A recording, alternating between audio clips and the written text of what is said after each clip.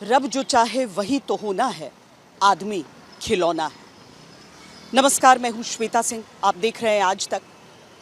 ये गीत की जो पंक्तियाँ हैं वो विमान हादसे में अपनी जान गंवा चुकी एक महिला के मोबाइल पर उनका अंतिम स्टेटस था। सच ही कहा गया है, सब कुछ गंवा देने का नाम ही अंत में ज़िंदगी हो जाता है, लेकिन दर्द तो तब होता है जब अलविदा कहने का समय भी नहीं मिलता। क्या हुआ, कैसे हुआ, क्यों हुआ, इन सवालों के बीच मौत का मातम जारी है।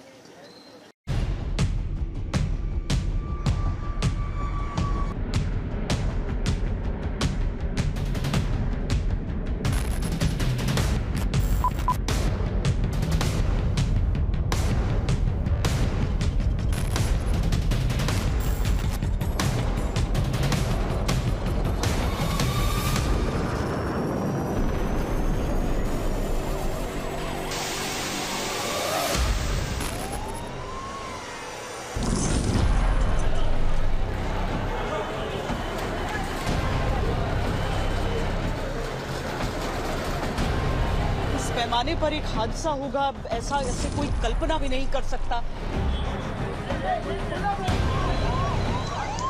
कुछ बयान नहीं कर सकते, ऐसा माहौल हो गया था। हाँ, घबरा गए थे।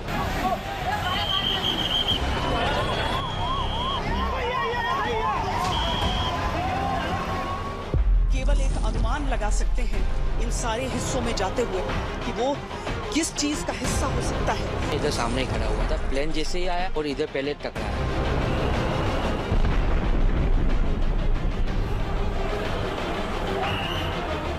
सब जगह पर आग लगी हुई थी, हर जगह आग लगी थी। अभी मेजर सा वो हमने कवर कर लिया है। वहाँ पे धड़ाका, जोर से धड़ाका हुआ। तुरंत कॉल किया कि सर यहाँ पे कुछ प्लेन जैसा कुछ गिरा हुआ है। जितनी लाइफ बच सकती है उसको बचाना हमारा टारगेट था।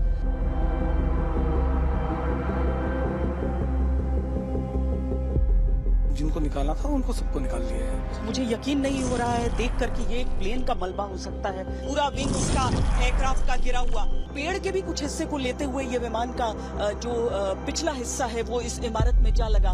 मन में ऐसा था डर के प्लाटो के मेरे पर ना गिरे, पर थोड़ी हिम्मत दिखा के थोड़ा अंदर गए। वहाँ पे मेरे सामने वहाँ का जो स्टाफ था वो भी मेरे सामने जल के राख हुआ था।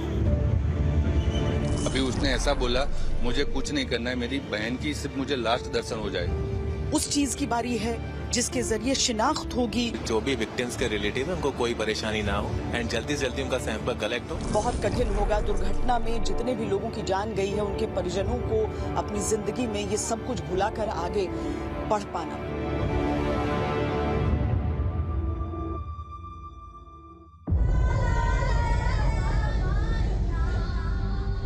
जो चले गए वो अब कभी नहीं लौटेंगे।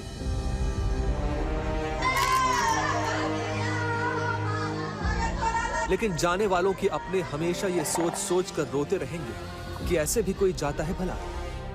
विमान हादसे पहले भी हुए हैं देश में, लेकिन इतना बड़ा और ऐसा हादसा भारत के इतिहास में पहले कभी नहीं हुआ। दुनिया स्तब्ध है, देश हैरान है। जो घट चुका है उस पर सिवाय अफसोस के कुछ बचा ही नहीं है।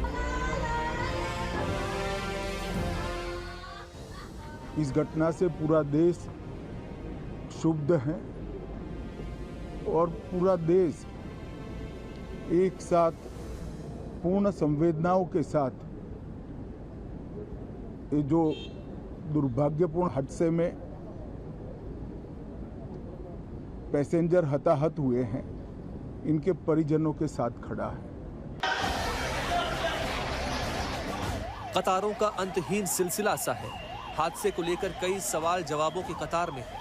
कुछ लोग अपने परिजनों के शवों के लिए शव गृहों के बाहर कतार में हैं। मेरी लाडली थी, सबकी लाडली थी।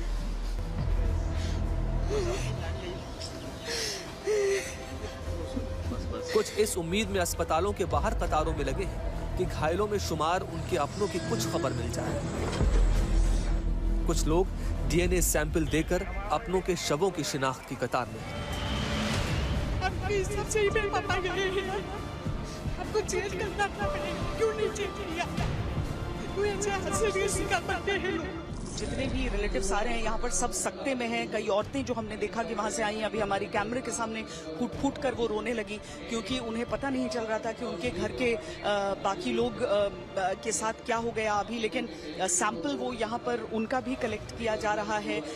ये हमें बताया गया कि लगभग 45 से 50 लोग और हैं जिन्होंने सूचित कर दिया है यहाँ पर जो कर्मी है उन्हें कि वो आ रहे हैं, वो रास्ते में हैं और यहाँ पर आकर सैंपल देंगे।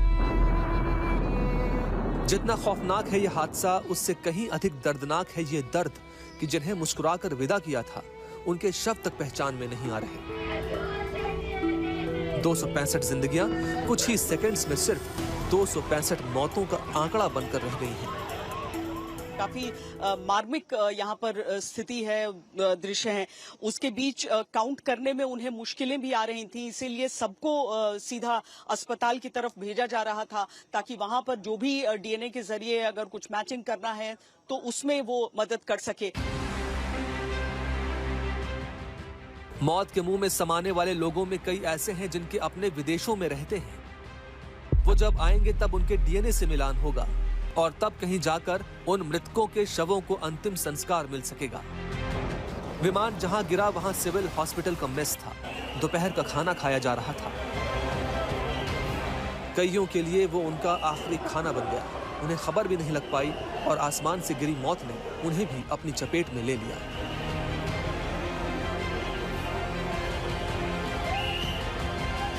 ये देखिए, यहीं पर आप इसको अगर देख लें, इस बिल्डिंग के इस हिस्से को, तो आप समझ लेंगे भीतर बिस्तर लगे हुए हैं। देखिए, जहां पर स्टूडेंट्स रहते हैं आमतौर पर, और ये वाकई आप सोचिए कि यहाँ पर स्टूडेंट्स बैठकर भीतर सो रहे हों, पढ़ रहे हों, कुछ भी कर रहे हों, और उस समय इस तरह का एक विमान आकर यहाँ पर टकरा जाए।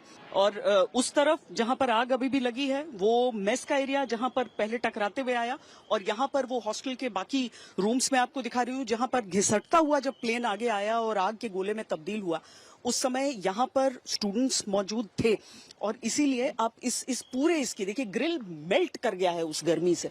उस गर्मी से पूरा जो मैं नीचे से ऊपर तक देख पा रही हूँ, पूरे में जो ग्रिल है वो पूरी तरीके से मेल्ट करके ये टेढ़ा हो चुका है। यहाँ पर भीतर कितनी बड़ी मतलब जो धधकते हुए आग की लपटें वहां पर पहुंची होंगी, उसके बारे में हम केवल कल्पना ही कर सकते हैं कि क्या परिस्थिति वहां पर रही होगी।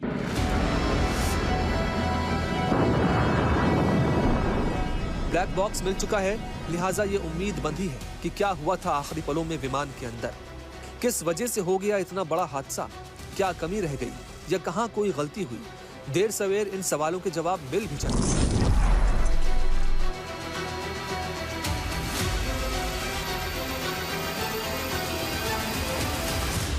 इस पैमाने पर एक हादसा होगा, ऐसे कोई कल्पना भी नहीं कर सकता। ऐसी दुर्घटना होगी कोई सोच नहीं सकता है। हर तरफ जो बर्बादी है उसे देखकर इस दुर्घटना के पैमाने का अंदाजा लगाया जा सकता है। लेकिन सबके मन में ये सवाल उठ रहा है कि ये हादसा आखिर हुआ कैसे।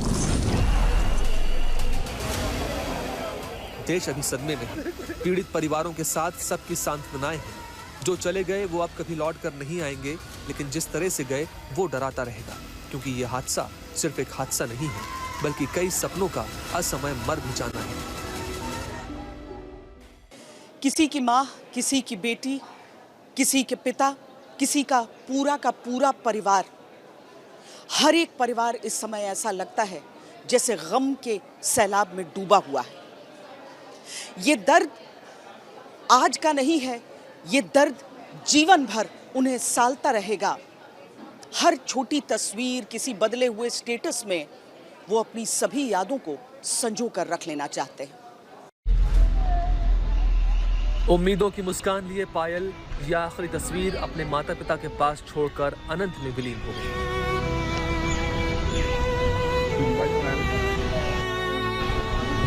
राजस्थान के उदयपुर की पायल के पिता लोडिंग रिक्शा चलाते थे, लेकिन पायल को खूब पढ़ाया लिखाया। एमटेक की पढ़ाई के लिए लंदन जाने का विधान बना तो पूरा घर खुश हो गया। पायल भी पहली बार किसी फ्लाइट में बैठ रही थी। किसे पता था पायल की ये पहली उड़ान ही उसकी आखिरी साबित हो जाएगी। परिवार का उनकी आर्थिक स्थिति अच्छी नहीं है, पायल के घर की बहुत नाजुक है। वही एक कमाने वाली थी और पढ़े लिखे एजुकेटेड भी वही थी। 3 भाई बहन, उसके पापा लोडिंग वाला रिक्शा चलाते हैं। लड़की बहुत अच्छी थी, एजुकेटेड थी और वो पढ़ाई को लेके जा रही थी। पायल ही एक ऐसी लड़की थी, उसके वजह से ही पूरे घर का खर्च चल रहा था। छोटा भाई था और बहन थी, शादी नहीं हुई थी, बहन की थी। पापा की तबीयत बिगड़ी हुई थी, पापा का ट्रीटमेंट कराना। पायल कुल मिला के देखा जाए कि पायल ही ऐसी थी जिसकी वजह से ये 4 लोगों का जीवन चल रहा था खाने पीने के लिए।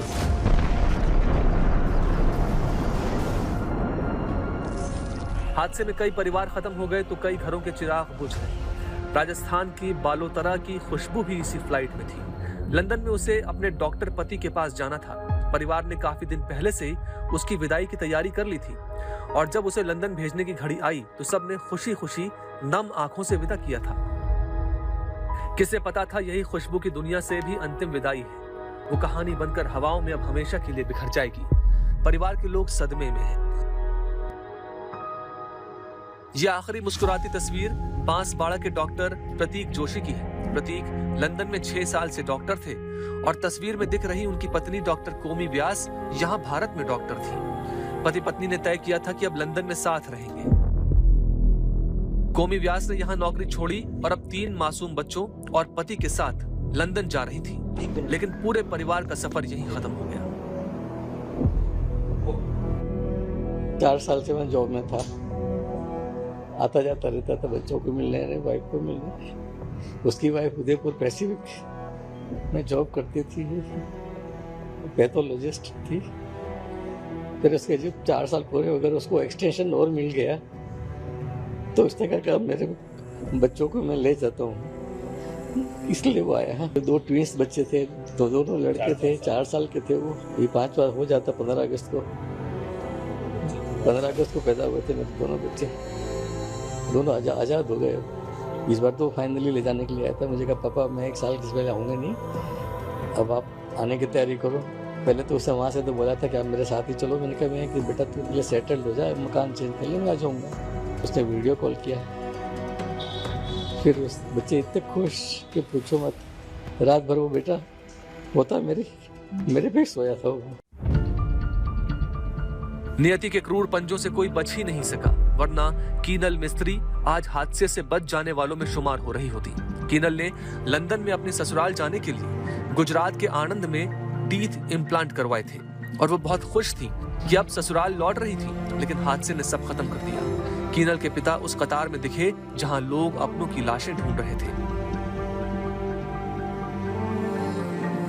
देखिए, एक जो दुख का पहाड़ होता है ना एक परिवार पर, किस तरीके से टूटता है वो आप यहाँ देख सकते हैं। एक पिता हैं जो अपनी बेटी की आइडेंटिफिकेशन के लिए यहाँ पर डीएनए सैंपल देने के लिए आए हैं।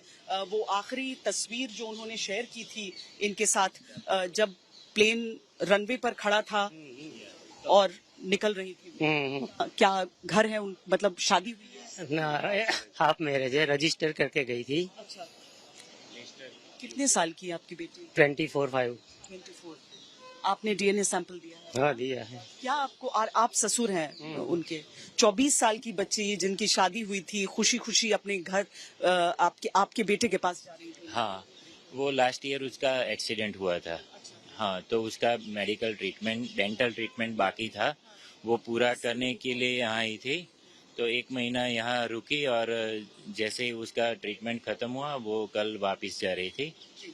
और ये अनफॉर्चुनेटली छोड़ने भी आए होंगे सब। मैं और उनका मम्मी आया था छोड़ने के लिए, और छोड़ के हम लास्ट मोमेंट में इधर से निकले 12 बजे के आजू बाजू, और अभी आनंद में एंटर ही हुए और इधर से कॉल आया अहमदाबाद से कि एक फ्लाइट क्रैश हो गया है, कि आपकी बच्ची उसी में थी। कीनल को 7 जून को जाना था, लेकिन शनिवार रविवार को अधिक ट्रैफिक होने के कारण टिकट कैंसिल कराकर 12 जून का करा लिया, जैसे नियति ही अपनी ओर खींच रही थी। एयरपोर्ट के अंदर जाती हुई कीनल को उनके पापा ने देखा, लेकिन फिर बस सब कुछ खत्म हो जाने की खबर आई।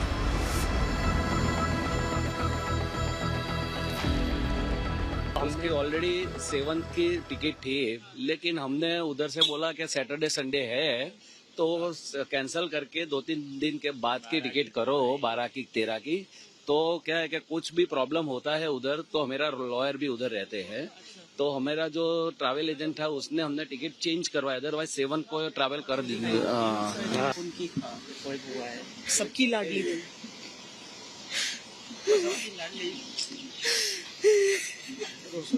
बस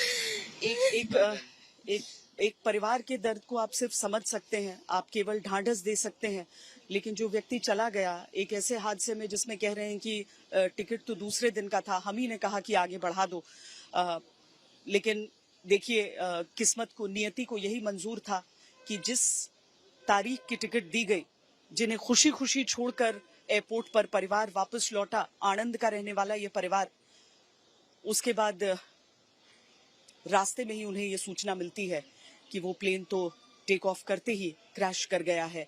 अभी डीएनए सैंपल इनकी तरफ से दिया गया है। 72 घंटे का इंतजार कितना भारी होगा एक ऐसे परिवार के लिए जिसकी इकलौती लड़की चली गई है, जिसकी इकलौती बच्ची इस दुनिया में अब नहीं है, जिनके पति इंतजार कर रहे थे लंदन में उनका, जिनके परिवार ने उनकी विदाई यहाँ से की थी। उस परिवार के दुख को भला कौन दूर कर सकता है। ये बस प्रतीक्षा कर रहे हैं कि उनका जो शरीर है, उनका पार्थिव शरीर इन्हें सौंप दिया जाए ताकि कम से कम कुछ हद तक एक क्लोजर उनके जीवन में रहे कि वो पार्थिव शरीर उन्हें दे दिया गया है। बहरहाल पूरा परिवार और सारे जो लोग यहाँ पर आए हैं वो सब इसकी प्रतीक्षा कर रहे हैं। इसी तरीके से एक और नागपुर से आया हुआ परिवार हमें मिला, जिनकी एक लड़की है, उसका एक छोटा सा बच्चा है। ऐसी अनेकों कहानियां। हरियाणा की अंजू शर्मा ने तो हादसे से कुछ समय पहले ही सोशल मीडिया अकाउंट पर लिखा था, आदमी खिलौना है। और देखिए हादसे में जिस तरह इंसानी जाने गई, उसने ये साबित कर ही दिया कि आदमी वाकई खिलौना ही जो कभी भी टूटकर बिखर सकता है। एक स्टेटस डाला 1:06 पे, 4 दिन की जिंदगी से अच्छे हैं जिंदगी के 2000 पल। शायद उसको कोई आभास हो रहा होगा, और आदमी एक खिलौना है, उसका एक स्टेटस ऐसे बहुत लगाती थी। वो कल ही 1:06 पे उन्होंने अपना एक स्टेटस लगाया। फोन आया था मेरी बहन का, दीदी का प्लेन क्रैश हो गया कहते। दीदी ने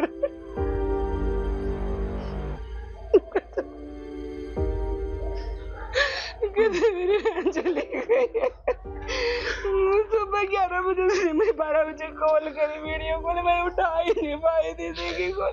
और फिर मेरी सौरी बहनों को भी फोन करा, भाभी से बात हुई, परसों भी फोन करा था, अभी मिल के भी गई थी, सब खत्म हो गया। अरे ये तो पता नहीं था भाई, जिंदगी में ये भी बन जगह ऐसे तो कभी सोचा भी नहीं था। मणिपुर की नगनथोई शर्मा को 1.5 साल हुआ था एयर इंडिया के केबिन क्रू के तौर पर काम करते हुए। उन्होंने फ्लाइट से अपनी बहन को मैसेज भेजा था कि अब हम थोड़ी देर में उड़ान भरेंगे, थोड़ी देर बात नहीं हो पाएगी। बात थोड़ी देर की थी, लेकिन अब तमाम उम्र ये मैसेज उनकी बहन और परिवार को रुलाता रहेगा। गुजर गया तो गुजर गया है, चला गया तो चला गया। मेरे तो सिर्फ 3 बेटियां हैं, पहली काम मिला है वो मेरी बेटी। इसके बाद क्या बोलूं, कुछ बोलने का कोई अदब चल गया तो घर में ही करेगा। कुछ न कुछ तो उसका शरीर से मिल जाएंगे ना, वो घर में ही करेगा। इसलिए तो मैंने बड़ी बेटी उसको भेजा है ना, कुछ शरीर लेकर आने के लिए। बदलापुर के दीपक पाठक जो कि क्रू मेंबर थे, वो भी अब कभी नहीं लौटेंगे। हादसे से पहले उन्होंने घर पर कॉल करके कहा जरूर था कि वो जल्दी ही लौट आएंगे, लेकिन होनी के आगे किसी की एक न चली।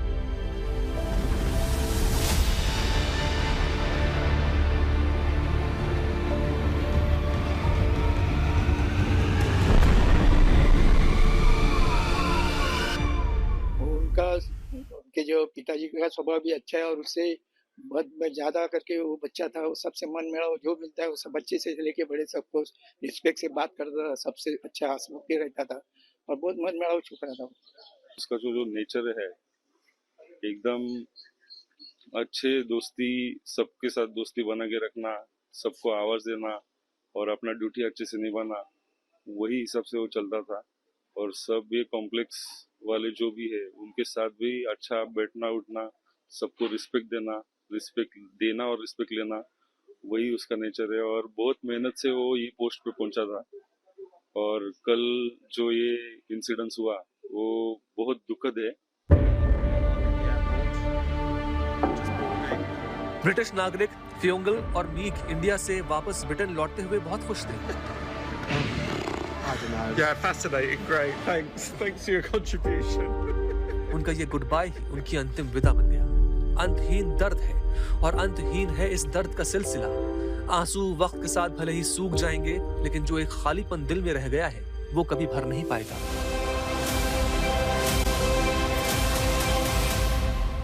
अहमदाबाद की इसी एयरपोर्ट से एयर इंडिया की फ्लाइट 171 ने उड़ान भरी थी, लेकिन चंद पलों के भीतर वो यहां से बस थोड़ी ही दूर आगे क्रैश कर गया।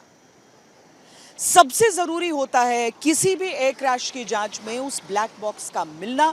28 घंटे बाद वो ब्लैक बॉक्स मिला और संभावनाएं बहुत बढ़ गई हैं कि इस पूरे मामले का जो सच है वो जल्द से जल्द सामने आएगा।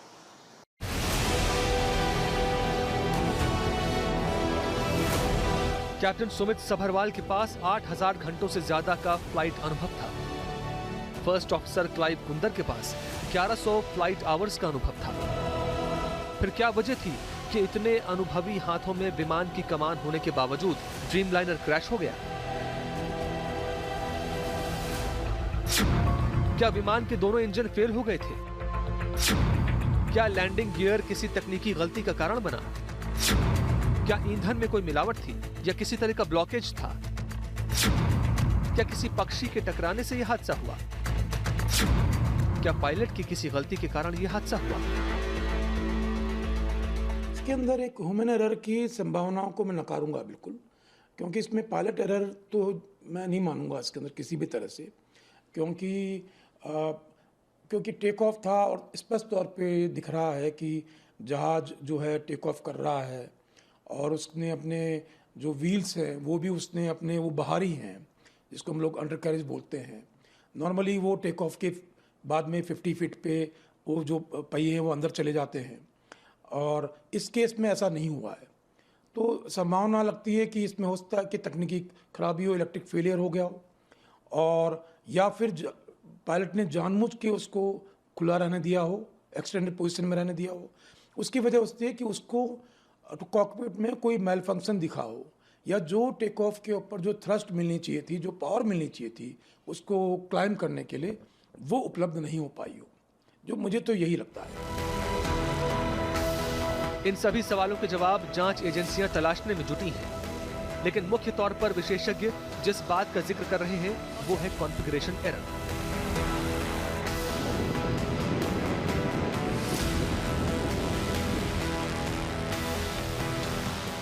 टेक ऑफ के समय कॉन्फ़िगरेशन एरर का मतलब होता है विमान की उन सेटिंग्स में गलती जो उसे सही ढंग से उड़ान भरने से रोक देती है,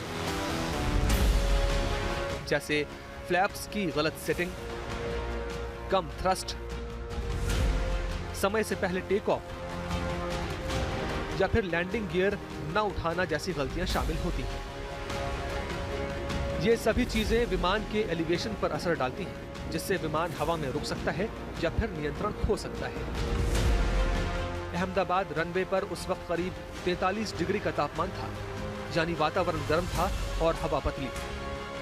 विमान 625 फीट की ऊंचाई ले पाया था, उसकी रफ्तार थी 170 नॉट, लेकिन जानकारों के अनुसार बोइंग जैसे वजनी विमान की रफ्तार उस ऊंचाई पर 200 से 250 नॉट होनी चाहिए थी। तो क्या होंगे हादसे के संभावित कारण? फ्लैप्स। अगर फ्लैप्स बहुत कम लगाए गए तो विमान के लिए लिफ्ट बनाना मुश्किल हो जाता है। ज्यादा फ्लैप्स से ड्रैग इतना बढ़ जाता है कि विमान ऊपर नहीं जा पाता। थ्रस्ट में कमी। टेक ऑफ के लिए सही थ्रस्ट सेट करना बहुत जरूरी है। अगर थ्रस्ट सेटिंग्स में पायलट से कोई गलती हुई होगी तो विमान ऊपर नहीं जा पाया होगा। इस केस में loss of thrust on both engines probable prima fascia वही लग रहा है, और बाकी जब तक ब्लैक बॉक्स नहीं आ जाता इसके बहुत सारे रीजन हो सकते हैं, उसके बारे में हम कुछ बोल नहीं सकते, लेकिन प्राइमा फेशिया ये लग रहा है कि loss of thrust in both engines हुआ है। समय से पहले रोटेशन। अगर विमान की रफ्तार कम हो तो उसकी नोज ठीक से ऊपर नहीं उठ पाती। 787 जैसे विमान के लिए ये रफ्तार 140 से 160 नॉट होती है। अगर विमान इस रफ्तार से पहले ही ऊपर उठने की कोशिश करता है तो उसको ठीक से लिफ्ट नहीं मिलती। इससे विमान का पिछला हिस्सा रनवे से टकरा सकता है या विमान हवा में अस्थिर होकर गिर भी सकता है। लैंडिंग गियर में दिक्कत। टेक ऑफ के बाद पहिए ऊपर कर लिए जाते हैं ताकि ड्रैग कम हो और विमान आसानी से उठ सके। वीडियो में पहिए नीचे दिखे, यानी या तो पायलट्स उन्हें भूल गए या फिर किसी इमरजेंसी की वजह से जानबूझकर ऐसा किया गया। इससे विमान की रफ्तार और ऊपर उठने की क्षमता और कमजोर हो गई। Bird strike. अहमदाबाद में बर्ड स्ट्राइक का खतरा भी रहता है। बर्ड स्ट्राइक या चिड़ियों के विमान से टकराने पर विमान के इंजन, पंखों, विंडस्क्रीन और बॉडी को नुकसान पहुंच सकता है।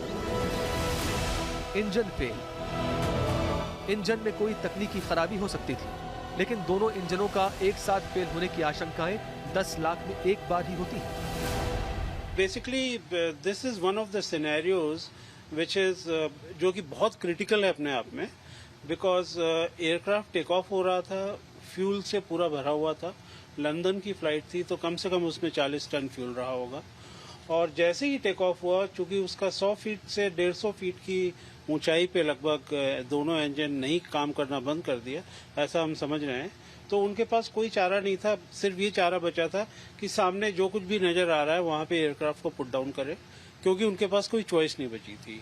उन्होंने लैंडिंग गियर नीचे रखा और बाकी उनके हाथ में कुछ और बचा नहीं था, क्योंकि अगर एयरक्राफ्ट के पास थोड़ी बहुत भी हाइट होती तो they would be able to उसको मैनूवर करके वापस लाके लैंड कर सकते थे। अगर सिर्फ एक इंजन फेल हुआ होता तो पायलट्स इसमें पूरी तरीके से ट्रेंड होते हैं एयरक्राफ्ट को कंप्लीटली हैंडल करने के लिए, बट ये अपने आप में एक बहुत ही रेयर दुर्घटना हुई जिसमें कि दोनों इंजन फेल हो सके, इसमें पायलट कुछ भी नहीं कर सके। विमान का ब्लैक बॉक्स मिल चुका है, जिससे हादसे की वजह जानने में मदद मिल सकती है। लेकिन पहले हम आपको बताते हैं कि ब्लैक बॉक्स होता क्या है।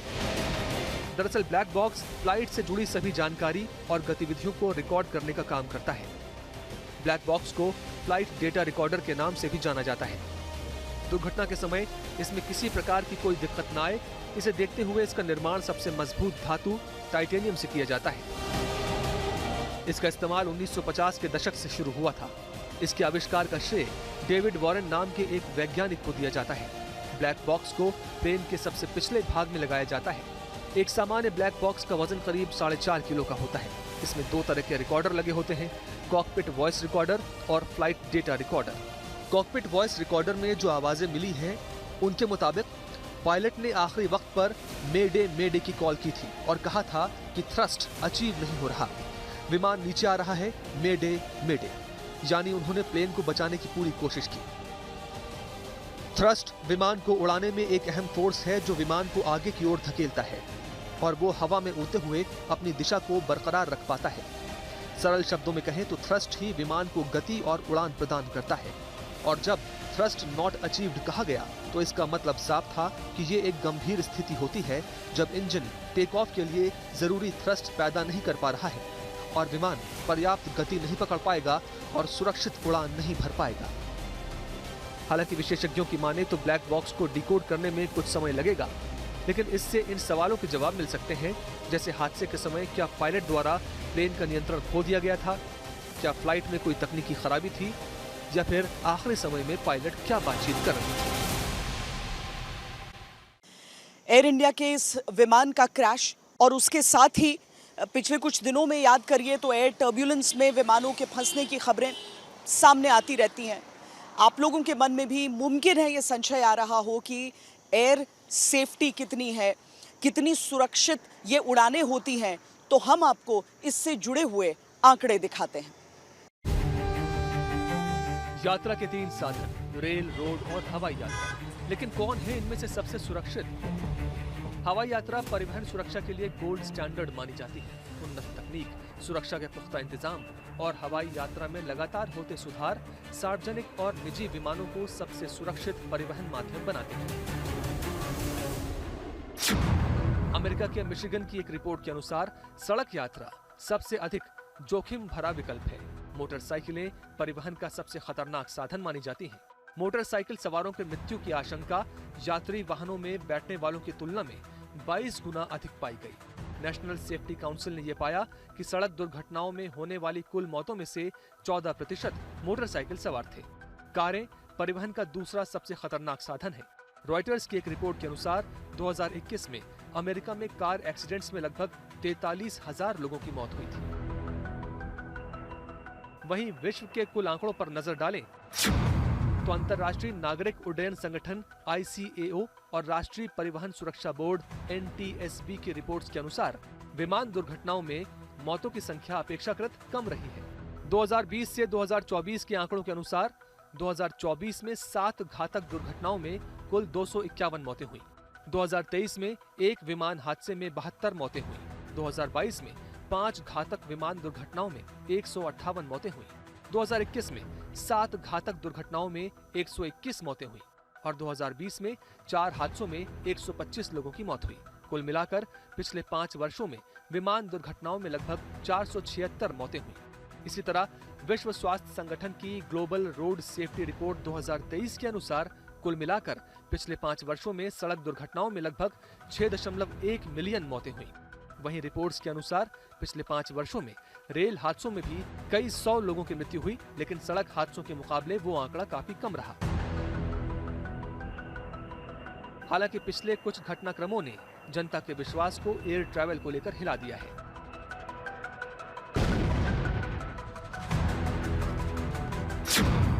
ड्रीमलाइनर क्रैश जरूर कर गया, लेकिन हवाई यात्रा को अभी भी सबसे सुरक्षित यात्रा माना जाता है। एविएशन सेफ्टी नेटवर्क के आंकड़ों के अनुसार 2000 से लेकर 2025 तक हवाई यात्रा में होने वाली मौतों में भारी गिरावट आई, जिसमें सबसे ज्यादा मौतें 1148 सन 2000 में हुई। 2024 में 244 मौतें हवाई यात्रा में हुई।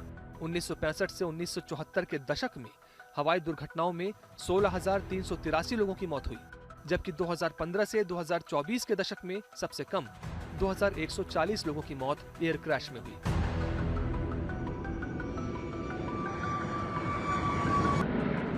एयर इंडिया की फ्लाइट टेक ऑफ या इनिशियल क्लाइंब के वक्त दुर्घटनाग्रस्त हुई। एविएशन सेफ्टी नेटवर्क के मुताबिक इस हालात में होने वाली दुर्घटनाओं का प्रतिशत मात्र 2.9 है। सबसे ज्यादा विमान हादसे यानी 36.7% तब होते हैं जब विमान लैंडिंग कर रहा होता है।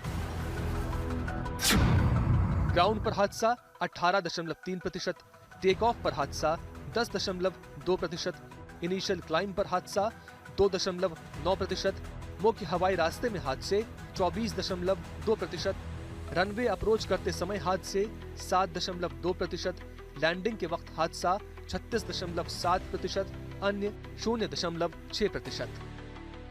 वैसे अहमदाबाद हादसे के बाद DGCA ने सुरक्षा के लिए नए निर्देश जारी किए हैं। FSL की टीमें इसके साथ ही जो एयरलाइंस की एयर इंडिया के भी कई जो तकनीकी उनका स्टाफ, जो उनका सपोर्ट स्टाफ, उस तरीके से कल से वो पहुंचे हुए हैं और रेस्क्यू वर्कर्स के साथ साथ वो भी कल हमने देखा कि वो चलते रहे। क्योंकि जब आप एक विमान के मलबे में आप ढूंढ रहे हो, जिंदगी की तलाश कर रहे हो, तो बहुत आवश्यक हो जाता है कि वो लोग भी आपके साथ रहें जो उसके बारे में पूरी जानकारी रखते हो। इसके अलावा जो टेक्निकल एविडेंस जो हासिल करना है वहां से, यानी ब्लैक बॉक्स, उसको हासिल करने के लिए भी, उसकी मदद करने के लिए भी जो एयर इंडिया का स्टाफ था वहां पर मौजूद था। लेकिन जिन लोगों ने अपने अपनों को गंवा दिया है इस पूरे हादसे में, उनको बहुत सारे सवालों के जवाब अभी चाहिए। अभी सब गमगीन हैं, दुख में डूबे हुए हैं। निर्देशों के मुताबिक टेक ऑफ से पहले फ्यूल पैरामीटर मॉनिटरिंग और संबंधित सिस्टम की जांच होगी। इसके अलावा cabin air compressor, electronic engine control system, engine fuel driven actuator का operational test, oil system, hydraulic system की सर्विसिबिलिटी और टेक ऑफ पैरामीटर्स की समीक्षा की जाएगी। DGCA के मुताबिक ट्रांजिट इंस्पेक्शन में अब फ्लाइट कंट्रोल इंस्पेक्शन अनिवार्य होगा, जो अगले आदेश तक लागू रहेगा। वहीं अगले 2 हफ्तों में पावर इंश्योरेंस चेक भी पूरा कराना होगा। सब नियति है, निर्धारित है, तय है। कहते हैं कि ऊपर वाले की कलम से सब कुछ लिख दिया गया है। तभी तो जब इतने बड़े पैमाने पर कोई हादसा होता है और कोई व्यक्ति उसमें से जिंदा बच निकलता है, तो आगे चलकर वो कहानियां कई बार कही जाती हैं।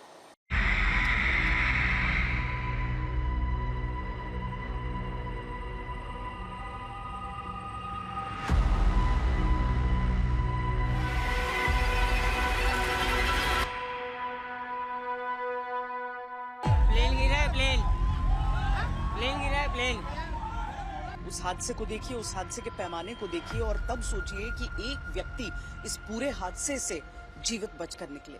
एकमात्र जो एक रे ऑफ होप आप कह सकते हैं, उम्मीद की एक किरण, एकमात्र, जो कि एक इमरजेंसी एग्जिट पर बैठे हुए थे, क्योंकि उनके बोर्डिंग कार्ड को देखकर ये ज्ञात होता है। रमेश भाई उस जगह से कूदकर बाहर निकले, उनकी जान बच गई। वहां पर जो राहत कर्मी थे, उन लोगों ने उनको जल्दी से एक एम्बुलेंस में बिठाया और वो अस्पताल आ गए। बहुत देर तक तो लोगों को विश्वास नहीं हो रहा था कि ये कहानी सच्ची है।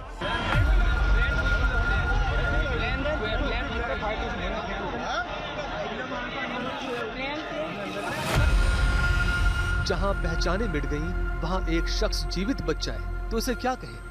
चमत्कार या दोहराए वो कहावत जिसमें कहा जाता है कि जाको राखे साईं, मार सके न कोई। सीट नंबर 11A पर बैठे रमेश विश्वास कुमार ऐसे ही किस्मत के धनी निकले।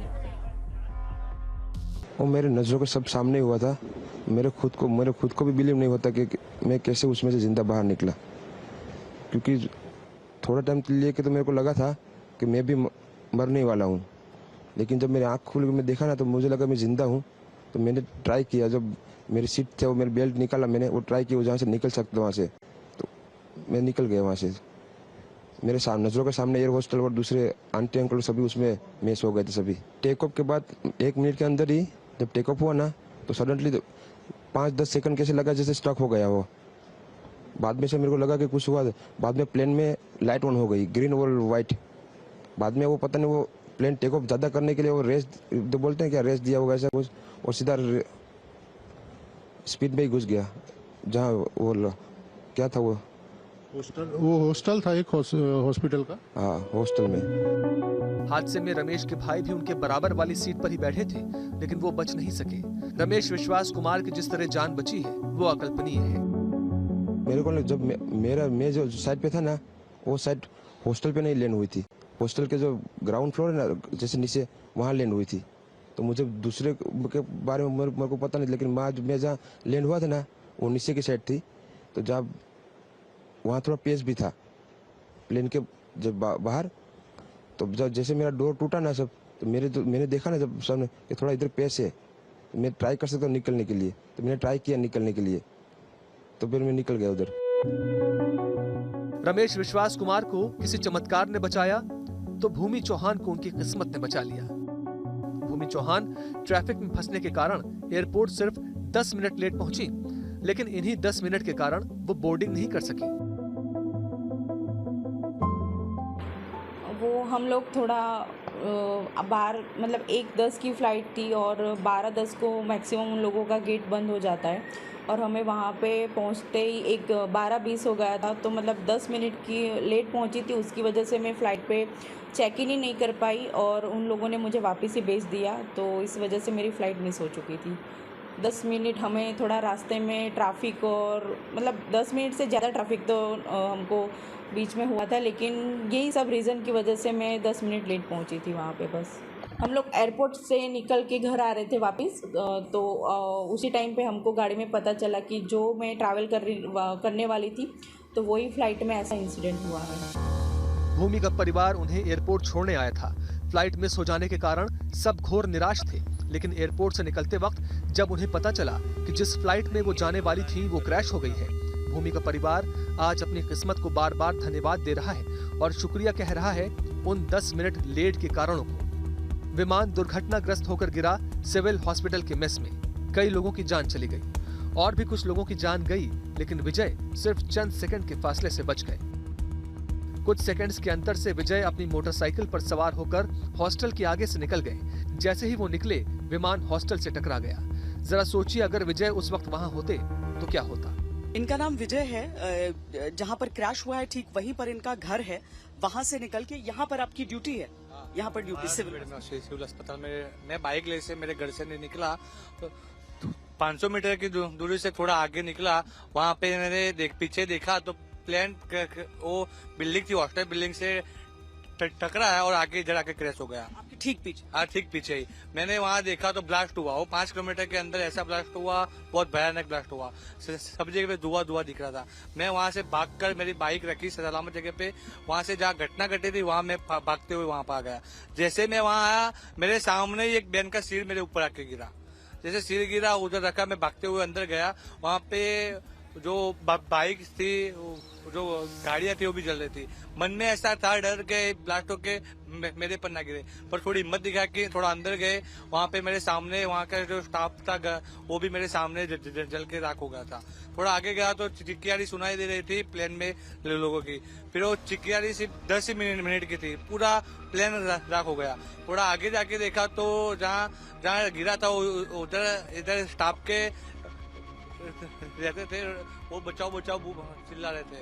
वहाँ पे यहाँ पे टीम आ गई थी, एनडीआरएफ की टीम, पुलिस की टीम, 108 की टीम। हम अंदर लेके जाकर बचाया और बहुत पीछे गिरा होता थोड़ा या आगे? वहाँ पे जो पीछे गिरा होता, वहाँ पे हमारे जहाँ पे मेरा घर है, वहाँ पे आबादी थी। जो पीछे गिरा होता, हाँ, ज्यादा आबादी थी, वहाँ पे मौत का आंकड़ा लंबा होता। और थोड़ा आगे गिरा होता तो यहाँ 1200 बेड अस्पताल है, एशिया के नंबर 1 सिविल अस्पताल में गिरा होता तो भी मौत का आंकड़ा लंबा होता।